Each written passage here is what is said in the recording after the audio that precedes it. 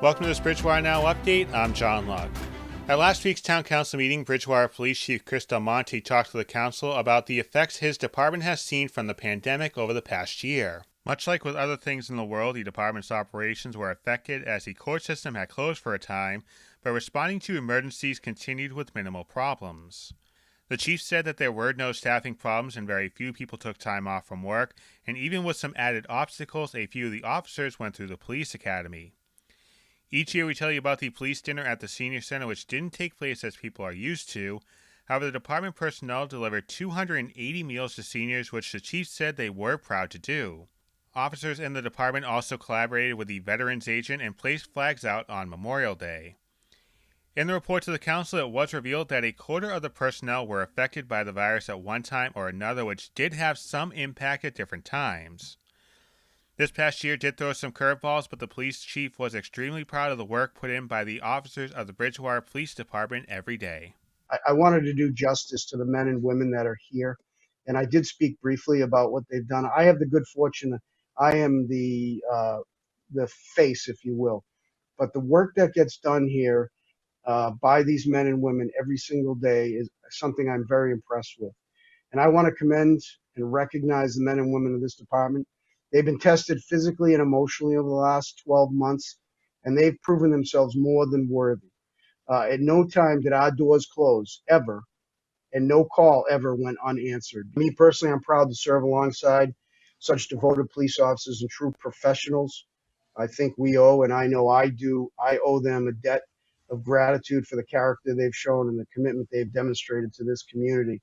And we've been tested in the past, and we will be tested again in the future. And you can watch Chief Del Monte's full presentation at last week's Town Council meeting on Channel 22 or on demand at btvaccess.com.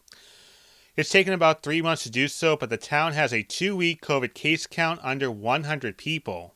This comes from the state's weekly COVID town-by-town breakdown, and trends do continue to improve here in town. The 87 from the report last Thursday is down 21 from just a week ago, and the positivity percentage also continues to trend down on the last report to 2.54, also the lowest since the beginning of December. The Bridgewater Council on Aging has received a $40,000 grant to assist community members with transportation needs. The funding will allow the COA to contract A&A Metro for transportation services, including non-emergency medical transport and transportation to the grocery store and pharmacy. This is part of a $2.5 million mass development grant that was awarded to 47 Bay State communities. The state's Housing and Economic Development Secretary Mike Keneally said that these grants will provide a boost to an industry in need while filling gaps in the state's transportation network. Turning to sports, and for the first time in about 14 months, the BR Trojans football team took the field and they came out with a 26-6 win over Middleborough. Senior Anthony Morrison had 23 carries for 190 yards and a touchdown for the Trojans. Junior quarterback Nolan DeAndre had a pair of touchdown passes, one to James Holland and a 3-yard pass to Luke Payton. BR will return to the regional this Saturday afternoon against Durfee, and we will have the game on BTV later in the weekend and on our website as well. Now, uninvited fans will not be allowed to watch the game. Instead, BR players will be able to have 2 invited family members, and seats will be socially distanced with protocols being met. But again, we will have the game for you this upcoming weekend on BTV and btvaccess.com. Sports did take place at the regional over the past number of months, although there were some changes that did come at the drop of a hat. Brian Berard talked to Bridgewater Rainham Athletic Director Dan Bieron about how his role as AD changed during the pandemic. We'll move into your role as athletic director. During this pandemic, how has your role been affected during this pandemic, doing all the scheduling? Most teams have been playing a conference-only schedule. If they do play out of conference, it's usually a very, neighboring town, very close town. How has your role as AD been affected during this pandemic? Oh, it's clearly been affected. I think that I'll go back to last spring when, we were changing schedules week to week, and finally they shut it all down. So that was kind of a sobering blow, especially for the athletes. I mean, as adults, we survived. But then going into the fall, the unknown and the uncertainty, and when they finally allowed us to have a season, everybody was so excited, but there's a lot more administrative duties that go along with it. Just practices and scheduling. So we've been averaging in all the sports that we've had so far about 60% of the games that we normally have. So I think that's great.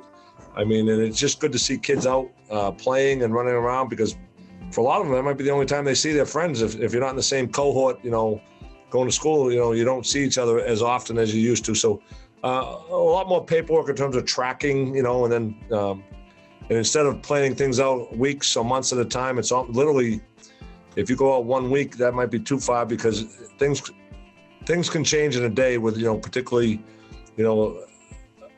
a student or even an adult comes in and gets COVID, and the close contact, the contact tracing, the sanitation, all the mitigation policies that were, to put in place. Not difficult, but just a little bit different, more time consuming, maybe different, but I think by now we're all of us as athletic directors and coaches are somewhat used to dealing with all this stuff. And we found the winter maybe a little bit more difficult because you were indoors at facilities, and now that we're back outside, it makes it a little bit easier, but you still, as a coach and an athletic director, you make sure that kids are wearing their masks, and even coaches, but making sure they're socially distant. You got to, as a coach, you set up practice a little bit different and try to be a little bit more creative. So it's just an excerpt from their interview. We'll have another excerpt coming up later on this week. And coming up on Friday night, we'll have the full interview between Coach Biron and Brian. You can watch that on our Facebook and YouTube channels.